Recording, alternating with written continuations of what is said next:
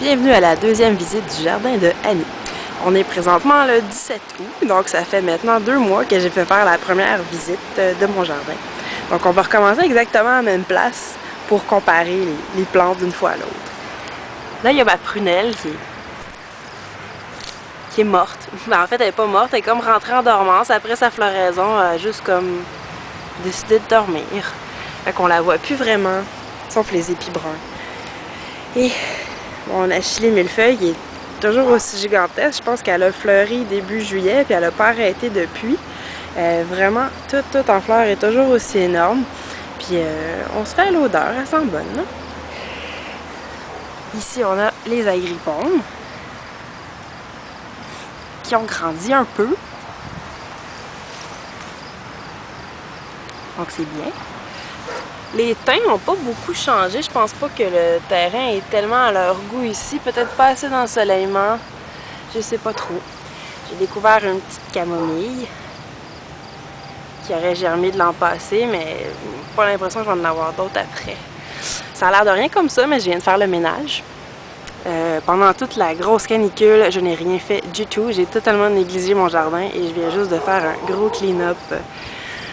J'ai même coupé le trèfle rouge parce que c'était plus beau, c'était tout séché, c'était pas intéressant. Ma violette qui attend le prochain printemps pour faire quelque chose. La sauge qu'on avait vue en fleurs la dernière fois. Maintenant, elle a refait comme des branches qui sentent merveilleusement bon. Puis on voit les vieux épis qui ont même... Ah, il y en a qui ont encore des graines dedans. Ouais. La guimauve, qui est toujours aussi grosse, qui a fait des merveilleuses floraisons qui sentaient le bonbon partout.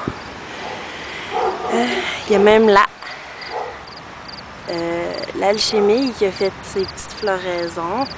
Mais elle n'a pas eu beaucoup de soleil, elle non plus, cachée entre un pissenlit et la guimauve. Mais elle est quand même belle, ses feuilles sont bien coriaces. Je suis contente quand même. On va aller de l'autre côté.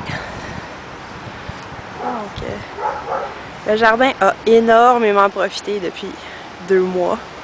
J'ai rien raté. Je suis assez satisfaite dans ce jardin. Donc la monarde, je sais pas si vous en souvenez, il y avait 3 petits plants un peu malingres. Mais là, j'ai une grosse talle. Je sais pas si elle va faire des fleurs cette année. J'aimerais ça. Je m'étais fait poser la question, la monarde, ça fait quoi? Je pense, de ce que moi, j'ai appris, c'est surtout une carminative. Reine des Prés. Elle aussi, elle a bien profité. Elle fait vraiment des beaux petits buissons. Je pense qu'on peut dire ça comme ça. Reine des Prés, c'est une anti-inflammatoire. Dans mes plantes alimentaires, ici, on a le persil. C'est à peu près le seul qui a vraiment bien toffé. La coriandre était montée en fleurs, et je me suis dit, bah, je vais la laisser en fleurs.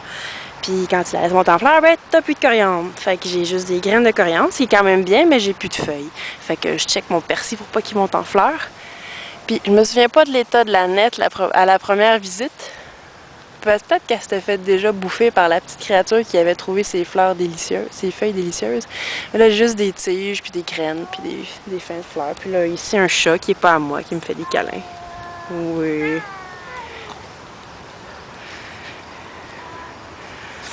Le Goticola, qui était aussi très chétif à la première visite et qui est maintenant pépant de santé, il y a juste des petites taches que je sais pas c'est quoi. Mais bon, c'est ça. On dit que le Goticola, c'est tonique nerveux et que manger une feuille par jour, ça suffit pour restaurer ou aider à maintenir la santé du système nerveux. C'est assez bon. Moi, je mettrais carrément ça dans des salades. C'est un petit peu poivré. Fait que c'est bien agréable. Au fond, on a mon sureau qui était presque mort au printemps et qui a repris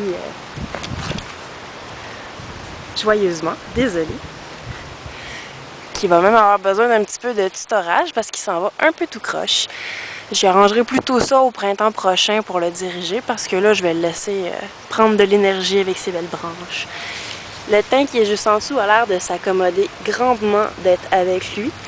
Franchement, ils font vraiment un beau duo. Je suis assez contente de les avoir mis ensemble. macataire en cage. Je sais pas si vous en souvenez, à un moment donné, j'ai décidé que c'était assez, qu'elle était capable d'en prendre. Puis elle-même semblait vouloir être libérée de sa cage, ce que j'ai fait, et je pense que mes chats ont dû passer une demi-heure à se rouler dedans. Mais comme vous voyez, ça l'a pas trop affecté. Elle est vraiment grosse, puis elle fait vraiment des très belles feuilles. Je pense qu'elle est très heureuse de son sort. En fait, tous les chats du quartier l'aiment. C'est pour ça qu'on a entendu une petite bataille de chats, là, quelques instants. C'est pas bien grave. Mes échinacées, la pallida, on dirait qu'elle est en fin de floraison, parce que j'ai plus juste des petites cosses comme ça. Il n'y a plus rien. Mais à part ça, les feuilles sont bien vigoureuses à la base. J'imagine qu'il va y avoir reprise l'été prochain. La purpurea qui va très bien, qui fait encore des capitules. Elle est vraiment super belle, super énergique. Ses feuilles sont immenses. Ça, c'est ma main. Ça, c'est la feuille. Et derrière, les verveines bleues qui ont fait une floraison extraordinaire. J'ai fait une récolte et il y a encore plein de fleurs. Puis il y a plein de petites fleurs mauves à terre, c'est cute. La plus malingre est devenue la plus grande. On dirait que ça fait toujours ça. Ma petite violette du Canada qui fait encore des fleurs à mon grand plaisir. C'est discret, c'est mignon. La ciboulette qui a très bien pris. Il y a un des deux plants de tomates qui est mort, l'autre est monstrueux, il faut que je le restreigne sans cesse. Mais ils sont comme atteints d'une petite maladie, je sais pas si c'est dû à l'érable qui est à côté, que j'ai trimé aussi parce qu'il était trop envahissant. Le petit plant de piment qui a fait plein de piments, puis c'était bon. Ici, on a les petites pensées qui toffent puis qui courent un peu. Et quelqu'un qu'on n'avait pas vu la dernière fois parce qu'il était sous forme un peu embryonnaire. Un gigantesque tournesol. Je vais juste vous montrer la base. C'est comme gigantesque. C'est-à-dire que c'était juste une petite pousse crotte qu'on peut manger. Et maintenant, c'est une plante d'une puissance extraordinaire. Le capitule n'est pas encore ouvert, il est en formation, il y en a même plusieurs le long de la tige, mais il est vraiment gros, il doit faire 8 pieds certains, facilement. Il y en a un deuxième après, il est un peu plus petit, mais il va aussi bien. Celui-là est à peu près grand comme moi, c'est-à-dire 5 pieds 8. Et le basilic, qui est très heureux de son sort et que j'ai laissé monter en fleurs lui aussi. Vraiment des gros buissons de basilic. Ils sont en super forme, ils aiment beaucoup l'endroit où est-ce qu'ils sont. Et mes plantes en pot, qui n'ont pas beaucoup changé. C'est sûr que le romarin, lui, était content parce que c'est fait pour avoir chaud. Et la menthe, elle a eu soif, qui est pas si belle que ça. Entre-temps, j'ai hérité aussi de 2 bacs à fleurs, qu'on peut pas voir maintenant, mais qu'on va pouvoir utiliser l'an prochain. Merci pour la visite.